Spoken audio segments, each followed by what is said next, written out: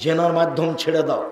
রাসূল সাল্লাল্লাহু আলাইহি সাল্লাম বলছেন, পৃথিবীর মানুষ, আমার বড় দুঃখ, জাতির সামনে আমি আফসোস করে বলে যাচ্ছি, আমার উম্মত গোপন পাপে লিপ্ত হবে, এটা আমার ভয়। মিম্মা তাখাওয়াফু মিন উম্মতি, আমার উম্মতের উপরে যেটা আমি ভয় করি সেটা হলো গোপন পাপ।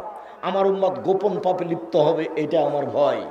জাতির উদ্দেশ্যে পৃথিবীর মানুষকে মুহাম্মদ সাল্লাল্লাহু আলাইহি সাল্লাম বলে গেলেন, পৃথিবীর মানুষ শুনে রেখো, আমার জীবনে বড় ভয় আমার উম্মতের উপরে, আমার জীবনে বড় ভয় আমার উম্মতের উপরে। আমার উম্মত গোপন পাপে লিপ্ত হবে, এটা আমার ভয়। লোকটা 5 ওয়াক্ত নামাজ পড়ে, বয়স 50, ধনী মানুষ, বিশাল টিভি আছে, তাহাজ্জুদ পড়তে উঠেছে, আকাশের দিকে তাকে দোয়াও পড়েছে, অজু করে 2 রাকাত সালাত আদায় করেছে। এরপরে শয়তান তাকে ধরেছে, দেখে একটা টিভিটা চালু করে 2 রাকাত পড়ার পরে টিভিটা চালু করেছে, বিশাল পর্দা, একবারে পুরো পর্দা ঘেরা ল্যাংটা মেয়ে চলে এসেছে। ওইদিকে দেখতে ভাবতে সকাল হয়ে গেল, তাহাজ্জুদ বাদ পড়ে গেল। আমার জীবনে বড় ভয়, আমার উম্মত গোপন পাপে লিপ্ত হবে। হাজারো নারী, হাজারো পুরুষ, লাখো নারী, লাখো পুরুষ, কোটি নারী, কোটি পুরুষ গোসলখানায় জেনা করছে। আর এই যে সব যে কোথায় থাকে যেন, পড়াশোনা করে কলেজে থাকে, ওটাকে কি বলে, মেসে থাকে। এই যে মেসে থাকছে, একজন মেয়ে আর একজন মেয়ের সাথে জেনা করছে, একজন ছেলে আর একজনের সাথে জেনা করছে। ছেলের চেয়ে মেয়েরাই বেশি। খোঁজ নিয়ে দেখেন, আপনার মেয়ে হাজারো মেয়ে। তার জন্য তো আমার আফসোস হয় যে রাসূল সাল্লাল্লাহু আলাইহি সাল্লাম মাকে বললেন পাহারাদার, ছেলে মেয়ের জন্য বাপকে বলছেন পাহারাদার, মাকে বলছেন পাহারাদার। সেই বাপ 3 চিল্লে লন্ডন গেছে, আর বেটি বগুড়া আজিউল হক কলেজে আর একজনের সাথে তাসবিহ টিপছে। তাহলে এই তাসবির কোনো দাম আছে? ও যে লন্ডন চলে গেল ছেলে মেয়েকে না দেখে, যাকে পাহারাদার বলছেন আল্লাহ নবী, সেই যদি পরিবার ছেড়ে চলে যায় 3 মাসের মতো, তাহলে এই পরিবার কেমনে ঠিক থাকে? এই পরিবার ঠিক থাকার পথ, এর নাম ধর্ম নয়। ধর্ম বিকৃত করে ধর্ম পালন করা যায় না, ধর্ম বিকৃত করে ধর্ম পালন করা যায় না। সম্মানিত দিনী ভাই বোন, আমি আপনাকে অনুরোধ করে বলছি, আপনি এই পাপকে ঠেকানোর চেষ্টা করেন। অপমানজনক পাপ, অশ্লীল কাজ, জেনা, পরকাল হারিয়ে যাওয়া পাপ, যাতে আল্লাহ লজ্জা পায়, যাতে আল্লাহর মান সম্মানের হানি হয়।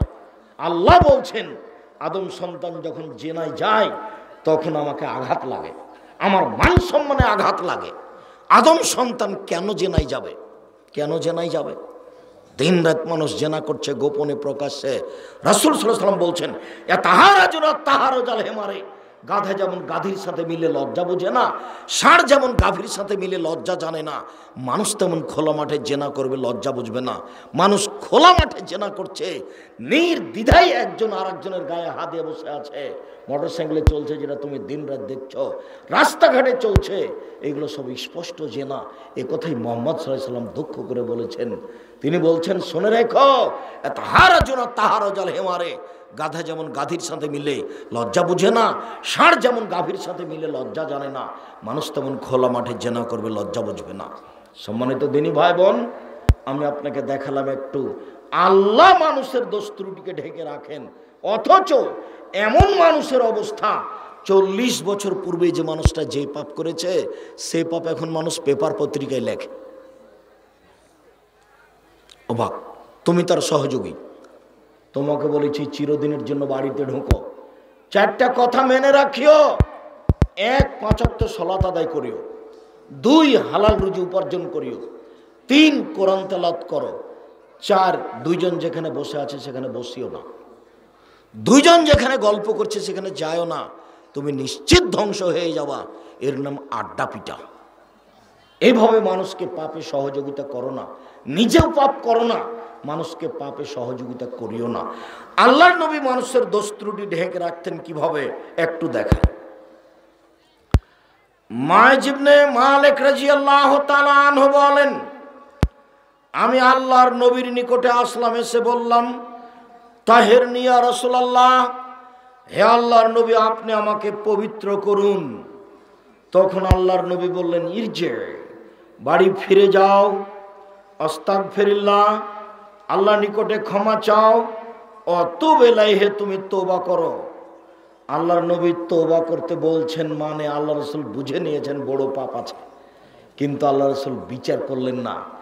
তিনি বললেন তুমি ফিরে যাও, ক্ষমা চাও, তওবা করো। লোকটা চলে গেল, একটু গিয়ে আবার ফিরে এসে বলছে আল্লাহর নবী তাহিরনি, আমাকে পবিত্র করেন। তখন আল্লাহ রাসূল বললেন তুমি ফিরে যাও, আল্লাহর কাছে ক্ষমা চাও, তওবা করো, তোমার পাপ ক্ষমা হয়ে যাবে। লোকটি চলে গেল, একটু গিয়ে আবার ফিরে এসে বলছে আল্লাহ রাসূল আপনি আমাকে পবিত্র করেন। আল্লাহ নবী বললেন তুমি বাড়ি ফিরে যাও, ক্ষমা চাও, তওবা করো, পাপ ক্ষমা হয়ে যাবে। লোকটি চলে গেল, একটু গিয়ে চতুর্থবার যখন ফিরে আসলো তখন আল্লাহ রাসূল বলছেন আবেহি জনুন, লোকটি কি পাগল? আরে আমি বলছি তুমি যাও, যাই না কেন? আমি তো বলছি তুমি চলে যাও, ক্ষমা চাও, তওবা করো, কেন সে বারবার ফিরে আসে? তাহলে কি সে পাগল? কালু লাইসা বিমাজনুন, সাহাবীগণ বললেন জি না আল্লাহর নবী, ও পাগল নয়। তখন আল্লাহ রাসূল বলছেন আসারে বা খামরান, তাহলে কি মদ পান করেছে তাই তার মস্তিষ্ক বিকৃত হয়েছে? সে কথা বুঝে না কেন? আমি যে চলে যেতে বলছি যায় না কেন? তাহলে কি সে মদ খেয়েছে? ফাঁকা মারা জ্বলুন ফাস্তান কাহ, একটা লোক দাঁড়িয়ে তার মুখে নাক লাগিয়ে মুখটা সঙ্গে দেখে বললেন মা সারে বা খামরান, আল্লাহ নবী তো মদ পান করেনি। তখন আল্লাহ রাসূল বলছেন আর জানাইতা তুমি জেনা করেছ? তখন বলছে আল্লাহ নবী মানুষ বৈধভাবে যা করে আমি অবৈধভাবে করেছি, বিচার করে দেন। এবার আমার দিকে দেখেন, কোনো কাজ দেখাবেন না, এই চলে আর একজনের গায়ে হাত দিয়ে বসে থাকবে না, রেডি হও, ভালোভাবে রেডি হও। প্রথমবার ফিরিয়ে দিলেন, বললেন ক্ষমা চাও। ক্ষমা চাইতে বললেন কেন? তাহলে বড় পাপ আছে, বুঝেছেন বড় পাপ আছে কিন্তু প্রকাশ করছেন না। দ্বিতীয়বার বললেন ফিরে যাও, আবার বললেন ক্ষমা চাও, বুঝেছেন বড় পাপ আছে কিন্তু প্রমাণ করছেন না। তৃতীয়বার বললেন ফিরে যাও, প্রমাণ নাই সেই জন্য বিচার করছেন না। চতুর্থবার বললেন ফিরে যাও, বিচার করছেন না।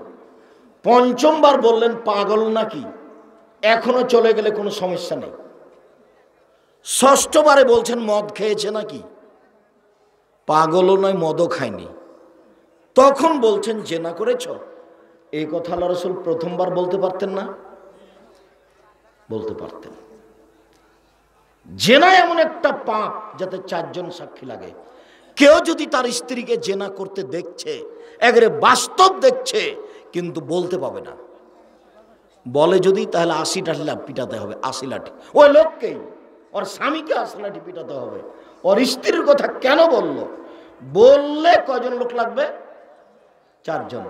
আমি যখন বলেছি যে কাজী সাহেবের খাতাটাকে টয়লেট পেপার হিসাবে ব্যবহার করতে হবে, কেন? শুধুমাত্র জেনাতে 4 জন সাক্ষী লাগে, পৃথিবীতে